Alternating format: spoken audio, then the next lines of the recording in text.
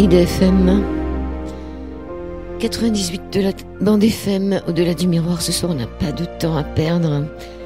On n'a pas de temps à perdre ce soir. On est avec Didier Cornel de l'Association française de transhumanisme Technoprod. Le thème de l'émission ce soir, c'est Séquençons Jeanne Calment, à la recherche du temps gagné. C'est pour ça que je vous dis que ce soir, on n'a pas de temps à perdre. Bonsoir, Didier Cornel. Bonsoir. Merci d'être venu de Bruxelles. Alors, vous êtes de cette association française transhumaniste Technoprod. On peut peut-être déjà savoir ce que c'est que cette association. Donc, c'est une association qui est favorable aux progrès technologiques qui permettent d'améliorer l'être humain. Donc, dans le mot transhumanisme, il y a d'abord le mot humanisme. Parmi les améliorations qui sont envisageables, il y a les questions de longévité dont on va parler plus longuement ce soir. Il y a les questions d'améliorer, de permettre aux gens d'être plus humains en étant plus attentifs les uns vis-à-vis des autres, en étant plus capables de compassion. Aussi, on peut imaginer des progrès dans le domaine de l'intelligence.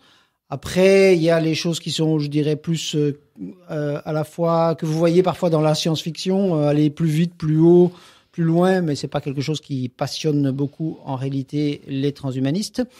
Et il y a également, je dirais, le côté négatif. Donc, les transhumanistes, comme l'ensemble des gens qui s'intéressent au progrès technologique, sont conscients qu'il y a également des risques, notamment ce qu'on appelle les risques existentiels, les risques dus au progrès technologique qui pourraient mettre fin à l'histoire de l'humanité. C'est un des fondateurs du transhumanisme qui s'appelle Nick Bostrom qui a le plus étudié les questions liées au danger de l'intelligence artificielle, par exemple. Voilà. Et puis alors, à l'intérieur du mouvement transhumaniste, plus largement, nous nous intéressons à toutes les questions liées au progrès technologique, notamment les questions liées à la réduction, ce qu'on appelle la transition Lambarol, le fait que nous pourrions travailler de moins en moins. Et tout cela, c'est dans une optique technoprogressiste, donc dans une optique liée aux progrès sociaux et pas une vision exclusivement individuelle. Donc c'est très important pour nous à l'association de s'intéresser à combien est-ce que les évolutions se passent de manière collective et donc notamment de pouvoir en discuter comme ce soir. Pour ceux que ça intéresse, il y a un livre qui est paru aux éditions FIP, c'est ça? FIP, oui. FYP, qui s'appelle Technoprog, de Didier Cornel, ici présent, et de Marc Roux, Technoprod, le transhumanisme au service du projet social. On pense toujours aux transhumanistes avec les hommes augmentés, une seule partie de la population qui pourrait bénéficier de tout ce que ça peut apporter, puis une espèce d'extinction du reste, parce que finalement, il ne servirait pas à grand-chose. Donc oui, ça fait partie des craintes de pas mal de gens. Une des raisons pour lesquelles les gens craignent ça, c'est parce que lorsque vous avez un progrès technologique, dans un premier temps, il est disponible uniquement pour les plus riches. Ça a été le cas pour les voitures, pour les téléphones portables, et puis cela se répand dans l'ensemble de la population. Ceci dit, pour que cela soit accessible à tous le plus rapidement possible, et particulièrement pour les progrès de longévité dont nous allons encore plus parler, c'est tout à fait souhaitable que les recherches soient faites aussi avec des moyens publics et soient faites plus dans des pays qui ont une tradition démocratique et une tradition d'égalité sociale comme la France et comme bien d'autres pays européens qu'ailleurs. Donc c'est aussi pour ça que nous sommes actifs ici en France et en Belgique. On va parler de Jeanne Calment, donc... En décembre 2018, c'est pas vieux, 2 chercheurs russes, un gérontologue Valérie Novoselov et un mathématicien Nikolai Zak ont contesté la longévité de Jeanne Calment, qui serait morte, on dit à 200, non peut-être pas, 124 ans, c'est ça? Donc, Jeanne Calment serait décédée à l'âge de 122 ans. 122 exactement. ans, un peu plus, c'est quelques jours. Et donc, ce qui a été affirmé par ces chercheurs, c'est que en fait, donc Jeanne Calment, dans la version, on va dire, qui est la version considérée comme exacte aujourd'hui, Jeanne Calment aurait eu une fille qui est décédée assez jeune Et un certain nombre de gens prétendent que, en fait, la fille a remplacé sa mère. Et donc, en réalité, Jeanne Calment était la fille de Jeanne Calment.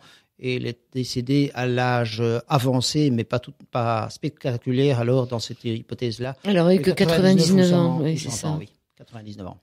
Alors, comment se fait-il? Parce qu'il y a aussi, il y a ces deux chercheurs russes qui ont un peu levé le lapin, comme on dit, mais après, c'est un transhumaniste qui a fait diffuser l'info pour qu'on en parle sur toutes les chaînes, etc.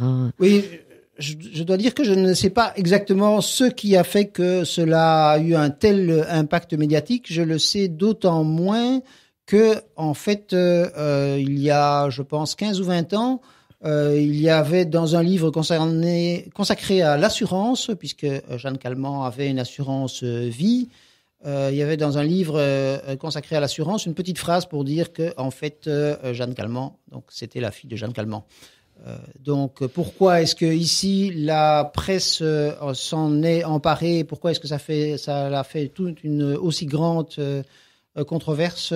Je l'ignore. Et effectivement, c'est notamment un membre du mouvement transhumaniste russe qui a examiné ces questions. Et alors, sur le fond, je pense que pour ceux qui ont bien étudié le dossier, il y a un certain nombre d'éléments qui effectivement font penser que cela pourrait être inexact, mais il y a aussi un certain nombre d'éléments qui font penser que le contraire. C'est plutôt exact.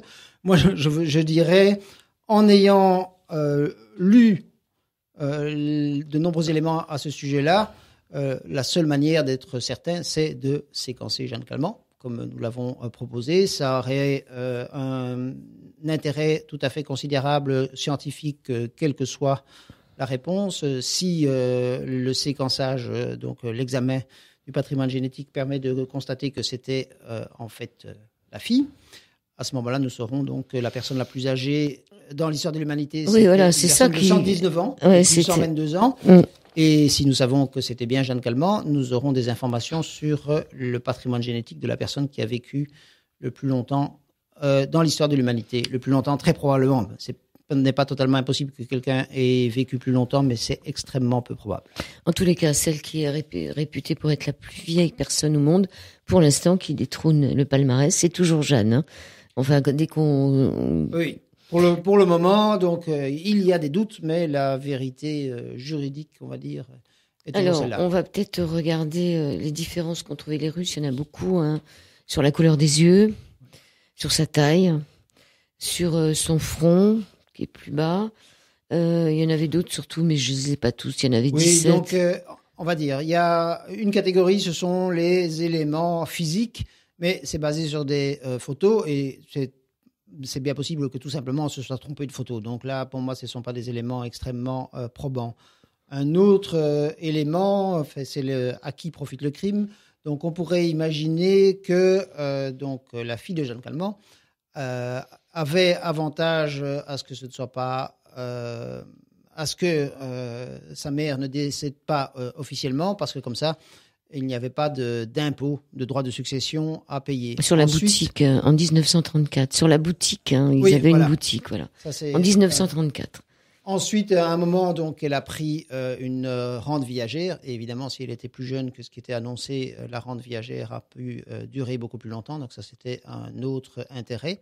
Maintenant, du côté, on va dire, de cela paraît peu probable. D'abord, ça signifie que cette personne aurait dû mentir pendant de très, très, très nombreuses années. Vivre avec son père. Vivre avec son père. Ne plus vivre avec son mari, puisqu'elle était mariée, cette femme. Donc, ça veut dire aussi qu'un certain nombre de membres de la famille auraient dû mentir. Et puis, cela veut dire aussi que le notaire, qui lui avait tout intérêt, évidemment, à ne pas devoir continuer à payer la rente, aurait dû aussi, entre guillemets, soit mentir, soit se faire à l'idée qu'il ne récupérerait jamais. Maintenant, j'avais déjà entendu cette affirmation que donc la longévité de Jeanne Calment était inexacte auparavant. Par contre, donc le spécialiste de ces questions qui s'appelle Jean-Marie Robin, qui avait établi les éléments tendant à prouver la longévité, reste convaincu et estime que les affirmations sont fantaisistes. Oui, parce qu'il y a quand même, les photos familiales ont été brûlées. Elle les a brûlées à 99 ans. Elle a brûlé quand même son album de famille. Ça fait partie des éléments où on dit tiens, ça c'est peut-être. C'est bizarre, mais il y a quand même dans les journaux de Arles, puisque c'était une Arlésienne, Jeanne, il y a quand même plein de dans les journaux de l'époque, c'était une notable, donc il y a eu plein de monde à l'enterrement. Oui. Son corps a été exposé à la vue, comme ça se faisait avant. Donc paraît quand même un peu bizarre que les gens l'ayant connue ne la reconnaissent pas dans le cercueil. L'épisode corps exposé à la vue, ça je ne l'avais pas lu. Donc ça effectivement. C'est-à-dire avant, quand les gens mouraient, ils mouraient chez eux et on avait le droit, on regardait. Dans les arguments, il était indiqué quelque part que une seule personne, enfin dans l'acte de décès, qu'il y avait une seule personne qui avait constaté le décès et que c'était pas un médecin. Mais voilà. Donc, sinon, par contre, c'est effectivement à l'époque et même encore aujourd'hui, quand une personne décède, normalement on peut aller la voir. Mais bon, en général, on n'y va pas parce qu'ils sont dans des morgues. C'est plus comme avant. Enfin, c'était différent. Il y a quand même ces pièces d'état civil. Il y a ces pièces religieuses, c'est-à-dire certificat de baptême, sûrement mariage et tout ça. Son sang a été gardé. Ils disent qu'ils ont gardé son sang, mais bon, on peut pas avoir accès parce que ça aurait été bien là. J'ai entendu ça aussi, mais je ne l'ai pas lu. Mais donc effectivement, si c'est exact, alors ça rend l'examen de l'ADN encore beaucoup plus simple parce que donc normalement, j'ai entendu cela, mais je ne comprends pas très bien a priori où ce serait conservé, si c'est dans un hôpital ou si est-ce que peut-être. Ils disent que c'est anonyme. Hein. Pardon, ça a été gardé, mais d'une manière anonyme. D'une manière anonyme, oui. Alors, j'ai pas l'intérêt. Donc, relativement flou. Quand elle avait 117 ans, il y a des chercheurs qui lui ont posé tout plein de questions. C'est enregistré sur des bandes magnétiques sur sa jeunesse et tout. Elle a été capable de donner le nom de ses profs de maths de l'époque, chose que moi je serais bien incapable de faire, même à l'âge que j'ai. Oui, pour moi c'est un élément, mais c'est pas un élément parce que je veux dire, si elle avait remplacé un membre proche de la famille, elle pouvait avoir à peu près les mêmes éléments. Et dans les autres choses, il y a aussi que parfois elle aurait dit mon père au lieu de mon mari, mais ça peut aussi être expliqué par l'avancée en âge. Donc tous ces éléments-là ne sont pas. Encore une fois, quand on connaît un peu le dossier, quand on le regarde de la manière détaillée, que ce soit dans un sens ou dans un autre, il y a un certain nombre de choses qui n'apparaissent pas comme totalement concluants. Donc la seule manière, ce serait d'examiner l'ADN. Ça, c'est quelque chose qu'on peut faire aujourd'hui. Est-ce qu'une exhumation est possible ? Alors, bonne question que j'ai posée pas plus tard qu'aujourd'hui encore à une juriste spécialisée notamment par rapport aux questions concernant les personnes âgées et ça n'est pas si clair que cela. En tout cas, si son sang a été conservé quelque part, certainement.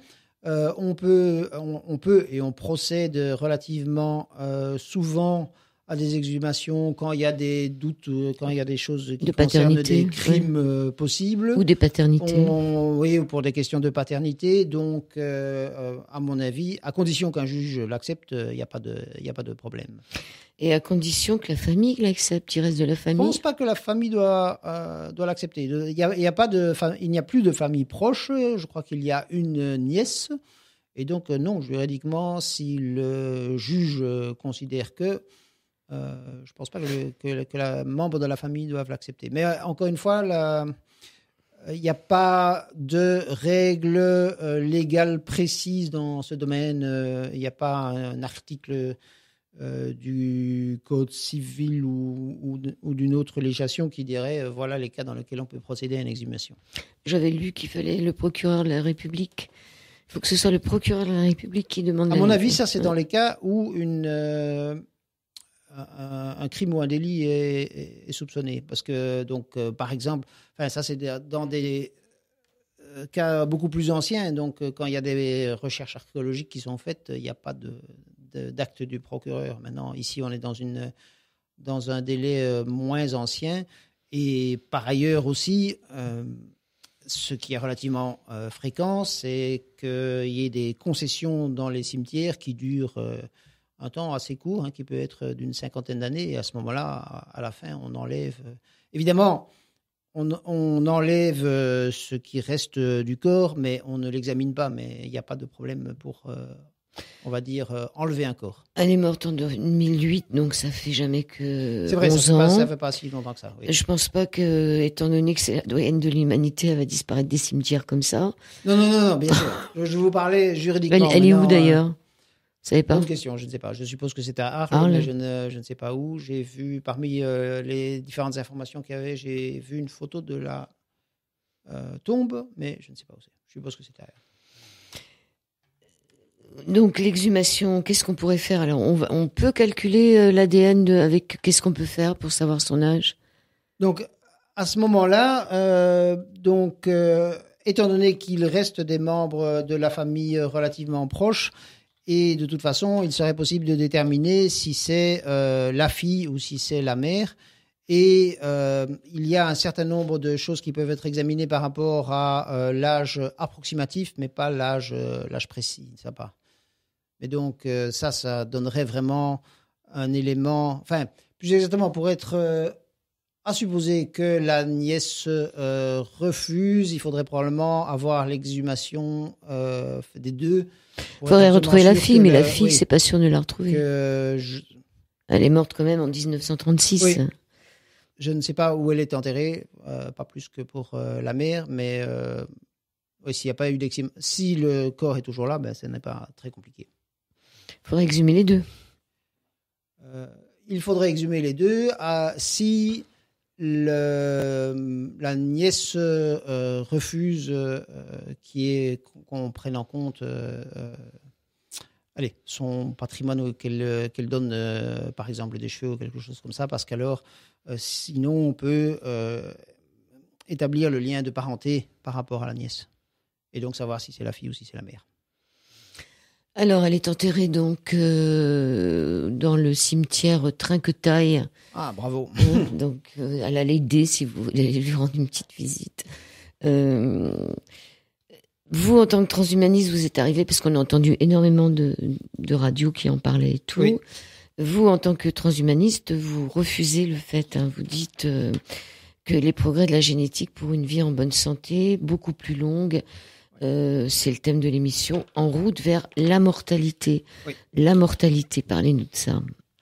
Alors donc la mortalité ou encore en un seul mot, peut utiliser L' A privatif ou encore on peut utiliser le terme immortalité biologique, c'est le fait que nous pourrions un jour, grâce au progrès de la recherche médicale et scientifique plus largement, ne plus mourir de maladies liées au vieillissement. Donc, dans toute l'histoire de l'humanité, la majorité des femmes et des hommes qui décédaient mouraient d'abord en bas âge, et puis mouraient de maladies liées aux maladies infectieuses, mouraient de faim, mouraient à la guerre violente. Ici, depuis, on va dire, 30 ou 40 ans, la majorité des êtres humains sur la planète meurent de maladies liées au vieillissement. Et dans un pays comme la France aujourd'hui, c'est plus de 90% des décès qui sont liés aux maladies qui sont liés au vieillissement. Donc nous ne mourrons plus quasiment dans un pays comme la France quand nous mourrons d'autre chose que d'un accident. Nous ne mourrons plus que de maladies qui sont causées par l'avancée en âge. Et ça nous apparaît aujourd'hui comme étant quelque chose de naturel, alors que ça ne l'est pas. Encore une fois, dans l'histoire de l'humanité, avant, on mourait de plein de choses et on ne mourait pas tellement souvent de vieillesse. Et puis, ça nous apparaît encore aujourd'hui comme totalement impossible à éviter, alors que quand on regarde le reste des êtres vivants, il y a un certain nombre d'êtres vivants qui ne souffrent pas de vieillissement, qui n'ont pas de mécanisme de vieillissement. Par exemple, il y a des arbres, donc des séquoias, qui peuvent vivre pendant des milliers d'années. Quand on prend les animaux, par contre, il y a très très peu d'animaux qui peuvent vivre sans limitation de durée. Il y a certaines espèces de méduses, la méduse Turritopsis nutricula. Il y a probablement l'hydre, mais c'est des animaux qui sont éloignés biologiquement de l'être humain. Mais il y a des espèces animales comme le requin du Groenland qui peut vivre à peu près 5 siècles, comme la baleine, comme certaines espèces de baleines qui peuvent vivre jusqu'à plus de 200 ans. Et nous savons donc que ce qui détermine la durée maximale de vie, c'est le patrimoine génétique. D'ailleurs, en ce qui concerne les êtres humains, la preuve que c'est le patrimoine génétique, c'est que la personne la plus âgée de l'humanité, c'est toujours une femme, c'est jamais un homme. Donc Jeanne Calment qu'on a cité, mais aujourd'hui c'est une japonaise qui a 116 ans. Donc il y a le patrimoine génétique qui détermine la durée maximale de vie, et nous pouvons imaginer, dans un avenir pas tellement éloigné, grâce aux thérapies géniques, de pouvoir changer et donc de pouvoir vivre beaucoup plus longtemps que ce que nous pouvons vivre aujourd'hui. Alors on parle d'une longévité avec gènes communs ou avec gènes privés. Vous avez entendu parler de ça? Il y a un chercheur qui disait qu'on pouvait avoir une longévité avec gènes communs, des gènes comme tout le monde a, ou avec des gènes privés, c'est-à-dire des gènes un peu différents, c'est-à-dire comme si Jeanne Calment avait des gènes qui avaient muté, que c'était pas... Oui. Donc, oui, on recherche chez l'être humain des gènes qui correspondent à une longévité accrue, et jusqu'ici, on a retrouvé relativement peu de choses. Donc, encore une fois, c'est pour ça que ce serait intéressant de séquencer Jeanne Calment. Mais il y a aussi, chez d'autres espèces animales, des patrimoines génétiques très différents qui permettent des durées de vie très différentes. Par exemple, chez les caméléons, il y a certaines espèces qui vivent... il y a une espèce de caméléon de Madagascar qui vit quelques mois, tandis qu'une autre espèce proche biologiquement et proche génétiquement peut vivre 5 à 10 ans. Donc, en modifiant un petit peu le code génétique, nous pouvons envisager de vivre beaucoup plus longtemps. Mais ça ne sera pas simple, ça réclamera de longues recherches. Et après, je sais qu'il y a un certain nombre de gens qui diront « oui, mais cela changerait l'être humain tellement fondamentalement que cela n'est pas une bonne chose ». Moi, je pense, et les longévitistes et plus largement les transhumanistes pensent que, en fait, nous changeons nous-mêmes depuis très longtemps dans l'histoire de l'humanité. Vous et moi, nous avons des vêtements, des lunettes, et vous et moi, dans l'immense majorité, la plus grande partie de l'histoire de l'humanité, nous serions déjà morts parce que jusqu'aux civilisations, jusqu'à 10 ou 20 000 ans, quasiment personne ne vivait plus de 50 ans. Mmh. Oui. Oui, on va écouter Jeanne Calment, puisqu'elle chantait encore. La farandole. IDFM 98 de la bande FM. Bon, elle a encore beaucoup de choses à apprendre. Alors, nous sommes toujours avec Didier Cournel. On lui a reproché de se tenir un peu trop droite.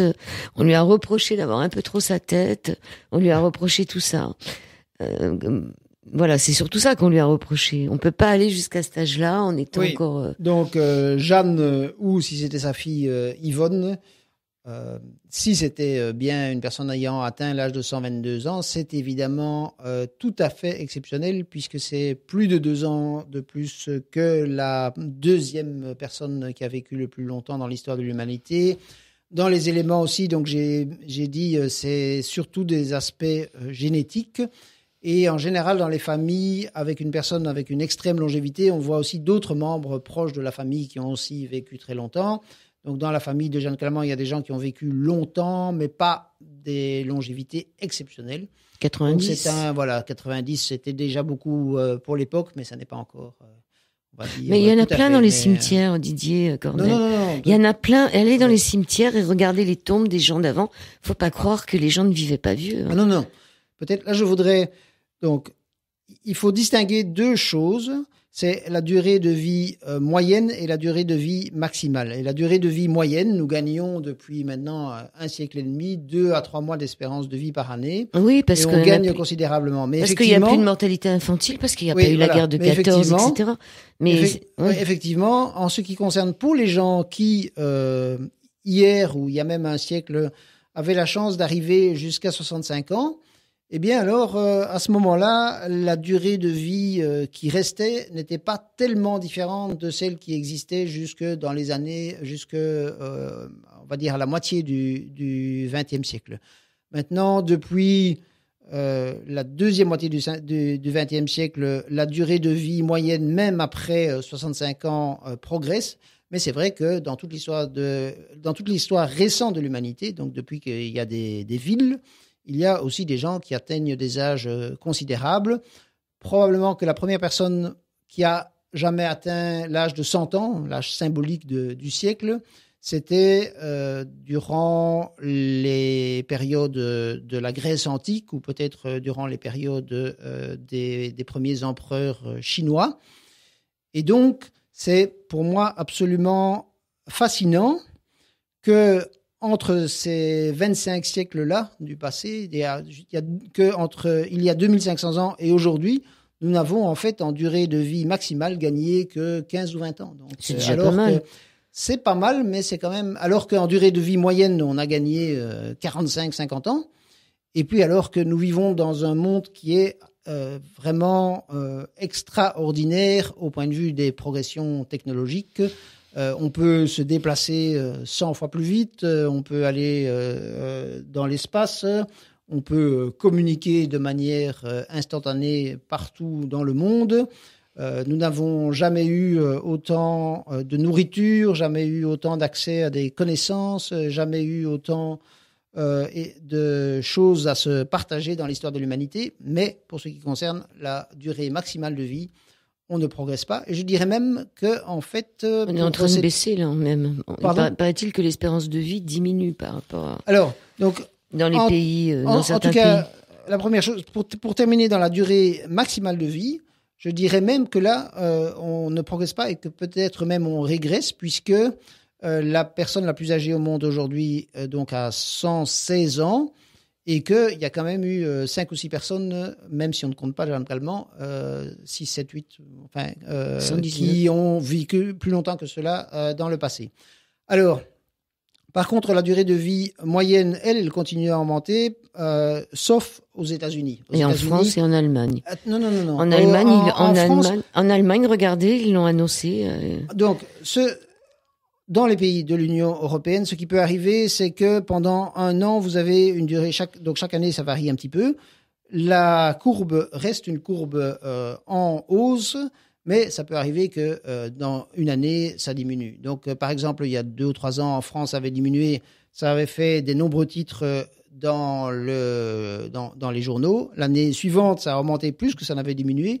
Il n'y a eu aucun article dans le journal. Finalement, la presse aime aussi bien la presse, de manière générale, titre surtout sur les mauvaises nouvelles. Quand ça diminue, il titre. Quand ça augmente, il ne titre pas. Mais donc, quand même, il est vrai que 74 pour les hommes, c'est ça? Pardon? C'est quoi la durée? C'est 74 pour les hommes, c'est ça? Non, c'est nettement plus. Enfin, je veux dire, en France. Oui. En France, c'est environ 79, je pense, pour les hommes et 83 ou 84 pour les femmes. Donc, ça a monté pour les hommes beaucoup plus que pour les femmes. Alors, ces dernières années, dans la plupart des pays riches, en général, la croissance est plus forte pour les hommes que pour les femmes. Oui. C'est dû à plusieurs éléments, probablement. Un des éléments, c'est malheureusement que le nombre de femmes qui fument est plus élevé qu'auparavant. Et donc ça provoque des cancers qui eux-mêmes provoquent beaucoup de décès. Et peut-être aussi qu'un autre élément, c'est le fait qu'on s'approche du maximum pour lequel, sans des progrès vraiment de rupture dans la recherche génétique ou bien dans la recherche de produits ou bien dans les nanotechnologies ou dans d'autres domaines, sans des progrès de rupture, nous ne continuerons pas à progresser. Donc. Ces histoires de télomères, alors, est-ce que ça marche d'agrandir, d'allonger les télomères? Oui. Alors, donc, les télomères, c'est, on va dire, les bouts des chromosomes. Ces bouts de chromosomes, il a été découvert il y a déjà quelques décennies qu'à chaque division de la cellule, ils se raccourcissent, sauf pour les cellules souches et sauf malheureusement pour les cellules cancéreuses. Et un certain nombre de gens pensent que si on arrivait à ce que les télomères ne se raccourcissent pas, ça permettrait une vie beaucoup plus longue. Je suis relativement pessimiste. Les mécanismes du vieillissement sont des mécanismes nombreux et cet aspect-là est peut-être plus une conséquence du vieillissement qu'une cause du vieillissement. Donc, il y a une personne qui est relativement connue dans les gens qui s'intéressent aux questions de longévité qui s'appelle Liz Parrish, qui a fait une thérapie génique qui aboutit à, dit-elle, c'est probablement exact, mais qui aboutit à ce que ces télomères soient plus longs. Pour le moment, elle affirme que donc, ces télomères sont plus longs et qu'elle a les télomères d'une personne qui aurait une vingtaine d'années de moins. J'espère que ça lui permettra de vivre beaucoup plus longtemps, mais je crains que cela ne soit pas le cas. Il y a beaucoup de causes de vieillissement, pas seulement cette cause-là, et probablement qu'il faudra arriver à trouver une solution à toutes les causes avant de progresser de manière importante, ou qu'il faudra trouver quelque chose qui joue sur toutes les conséquences du vieillissement et pas uniquement sur la longueur des télomères. Donc, j'insiste là-dessus. Ouais. Donc la télomérase, vous en donnez pas. Là, et la télomérase qui oui, est la télomérase, ouais. c'est une substance qui permet d'allonger les télomères. Et je pense que c'est plutôt de l'ordre des conséquences, comme j'ai dit, que des causes. Peut-être, que c'est la mode, en ce moment. Je suis quelqu'un qui s'intéresse aux questions de longévité. Je pense qu'il faut faire des recherches. Je pense qu'il est très important de continuer d'investir dans les questions scientifiques à ce domaine-là. Et une des raisons pour lesquelles je pense, c'est parce que ça ne sera pas simple d'y arriver. Il n'y a pas une pilule quelque part qui attend d'être trouvé et qui va permettre des progrès tout à fait considérables dans la longévité. Enfin, en tout cas, il n'y a probablement pas. Il n'y a pas d'élixir de jouvence, Didier Cournel. Alors, qu'est-ce que vous préconisez, vous, alors ? Aujourd'hui, les gens qui prennent quelque chose prennent de la metformine dont il semble bien que pour des personnes même en bonne santé, ça permet un gain de quelques années d'espérance de vie. Mais c'est pas un changement radical. Moi, personnellement, je ne prends rien. Moi, je suis en faveur de recherche dans ce domaine-là pour qu'on trouve quelque chose. Mais la metformine, c'est pas un anticholestérol, non? C'est pas ça? Oui, mais quand on le donne à des souris en bonne santé, ça permet à ces souris de vivre un peu plus longtemps que des souris qui ne prennent rien. Bon, alors ça c'est encore une histoire de metformine parce que c'est pas toujours, c'est un peu controversé la metformine aussi. De toute façon, encore une fois, s'il y avait aujourd'hui des produits ou une thérapie qui serait prouvée comme étant efficace, je la prendrais d'abord et puis je serais en faveur qu'elle soit remboursée par la sécurité sociale, mais ça n'est malheureusement pas le cas du tout.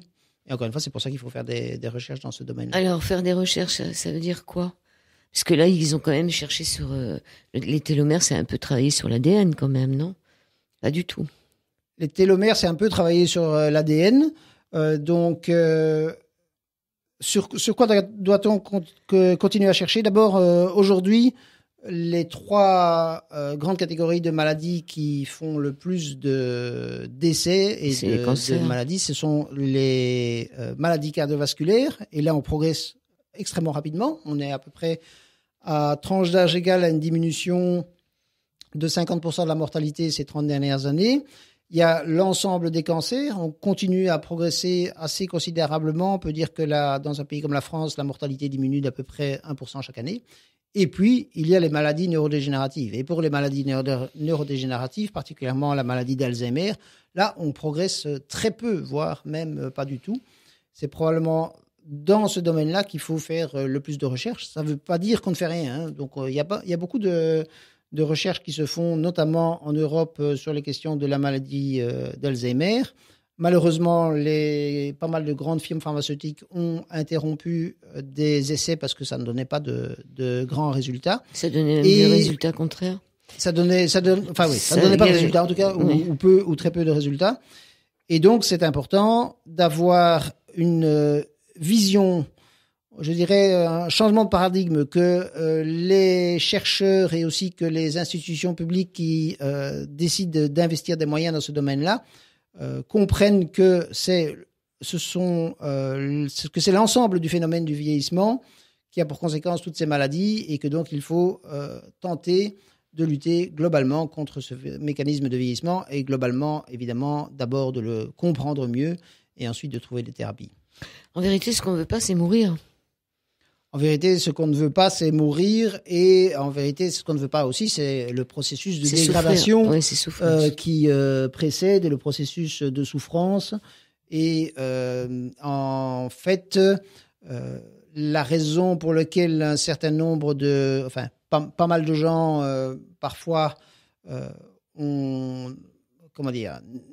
mal de gens, parfois, ne veulent pas songer à cela parce que c'est pas facile à vivre.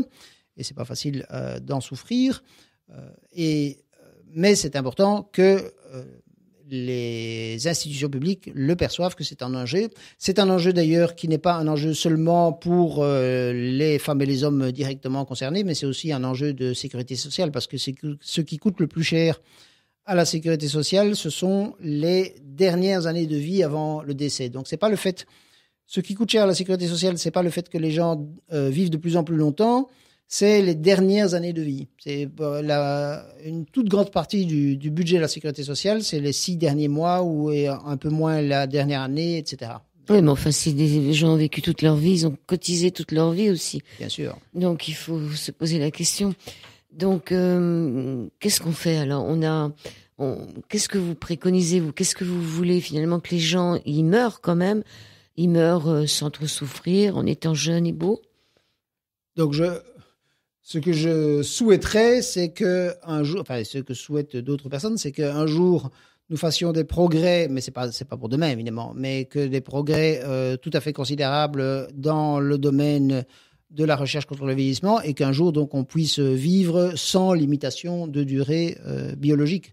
En fait, on a mis fin à toutes les autres causes de mortalité et toutes sortes de choses qui apparaissaient comme totalement inévitables auparavant sont aujourd'hui tout à fait évitables.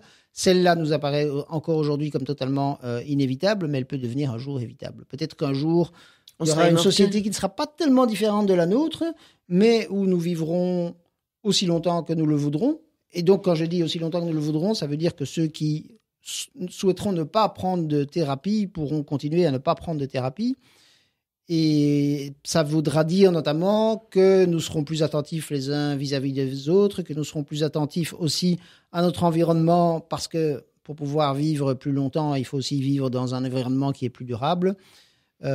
Et aussi probablement que, enfin non, plus exactement, presque certainement pour moi, que les gens... qu'il n'y aura pas de problème de croissance démesurée de la population parce que c'est dans les pays où les gens vivent des vies courtes qu'il y a un problème de surpopulation et pas dans les pays où les gens vivent longtemps. IDFM 98 de la Vendée FM, au-delà du miroir, dernière partie avec Didier Cournol de l'association française transhumaniste Technoprod. On parle de Jeanne Calment, enfin on en a parlé en début d'émission, on parle de la longévité. On avait terminé sur le fait d'être immortel ou pas. Je ne sais plus où on était exactement. Didier Cournel, voilà. L'intérêt, c'est de savoir est-ce qu'on a envie d'être immortel et peut-être on peut avoir la... Voilà, moi, ce que je vous disais pendant la pause, c'était que ce qui me gêne un peu chez les transhumanistes, c'est peut-être que j'ai l'impression que le corps, finalement, ils en ont un peu peur, un peu honte. C'est-à-dire que le corps, ça vous dérange, quoi. Donc, je ne pense pas du tout. Moi... Ce que je souhaite pour moi-même et d'abord pour les autres, et d'abord, même si ce sera probablement trop tard pour mon père, qui a maintenant 86 ans, c'est de permettre une vie qui se poursuit comme elle s'est déroulée jusqu'ici, pas tellement différente de ce qui est aujourd'hui, mais sans les mécanismes de vieillissement. Après, les progrès technologiques, mais qui comprennent aussi des risques, permettent d'envisager toutes sortes de choses absolument vertigineuses.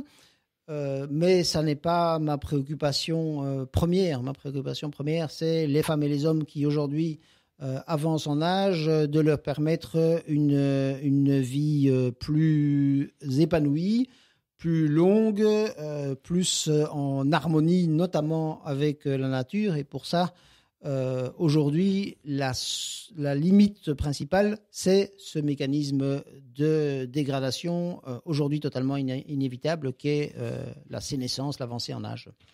Oui, vous m'avez dit que Transvision, c'est-à-dire ce congrès tous les ans, serait peut-être au Japon, vous m'avez dit, ou en Chine, je ne sais plus. Si ça se fait, ce qui n'est pas encore certain cette année, ce sera probablement à Hong Kong. Oui, à Hong Kong, voilà, en Chine. Et là-bas, ils sont en train de mettre tout un tas de systèmes au point pour que les personnes âgées soient autonomes, on n'ait besoin de rien. C'est-à-dire d'avoir des serviteurs qui sont pas la famille, puisque la famille n'existe plus, mais des robots, des choses comme ça. Donc ça fait quand même un peu peur aussi, cette vie qu'on vous allonge comme ça, avec des serviteurs robotiques. Non ? Alors, ils sont très forts là-bas hein, pour mettre au point des systèmes de garde à domicile, quoi. Donc, c'est surtout au Japon que les questions de robotisation avancent. Et donc, une des choses qui est importante, c'est pas de supprimer les contacts sociaux. C'est que les tâches que nous ne souhaitons plus effectuer aujourd'hui, comme les tâches, on va dire, pour une personne âgée, ça peut être changer les langes, ça peut être la soulever pour qu'il y ait des mouvements, que ça puisse être effectué par une machine. Ça ne veut pas dire... de manière générale, le fait d'avoir des moyens technologiques de faire des choses ne signifie pas que nous allons supprimer l'humain par rapport à ce qui évolue. Moi, par exemple, quand je suis dans une ville comme Paris, j'adore marcher. Je peux me permettre de prendre le métro, mais je me balade. J'ai fait les 2 derniers jours une vingtaine de kilomètres à pied, par exemple. Bon, c'est une question... Le fait d'avoir les moyens technologiques de faire ou de ne pas faire, c'est une richesse supplémentaire, comme le fait qui pourrait être dans le futur de pouvoir vieillir ou ne pas vieillir, c'est une richesse supplémentaire. Ça ne veut pas dire qu'on sera obligé de... J'ai beaucoup aimé ce que vous avez dit, changer les langes. Oui, malheureusement, on met des langes à des enfants et c'est vrai que les personnes âgées, elles refont comme un enfant à l'envers. Oui, malheureusement. Elles perdent la possibilité de marcher, elles font pipi dans le lit, etc. J'ai bien aimé changer les langes comme formule. Non, mais malheureusement, ça n'est pas une formule. Hein, c'est vraiment quelque chose qui se passe. Oui, mais justement, pourquoi ne pas regarder la vie qui se termine comme elle a commencé ? C'est-à-dire en faire, c'est peut-être ce que vous voulez faire, c'est-à-dire quelque chose de précieux. La vieillesse peut être aussi précieuse que la naissance. Oui, mais vraiment, je pense que la vie devient d'autant plus précieuse qu'elle est longue. Je sais que certains vont dire c'est la nature de finir et donc c'est ça qui rend la vie précieuse. Moi, je ne pense pas. J'aime ce film, ce qui s'appelle La Balade de Narayama, si je ne me trompe pas du titre exact. Et au tout début du film, vous avez ça se passe au Japon au Moyen-Âge ou à la fin. C'est la maman. Il y a plusieurs. Il y a longtemps en tout cas, ça se passe au Japon, dans un paysage enneigé. Et vous avez un vieux paysan qui court à travers les champs enneigés. Et puis, il vient se plaindre qu'il a trouvé un cadavre d'un bébé dans son champ. Et on se dit, il se plaint parce que quelqu'un a tué le bébé. Eh bien non, pas du tout. Il se plaint parce qu'on a jeté le bébé mort dans son champ et que donc ça, on va dire, ça salit son champ. Alors pourquoi est-ce que c'est comme ça ? Pourquoi est-ce que, alors que pour nous, tuer un enfant, c'est quelque chose d'abominable ?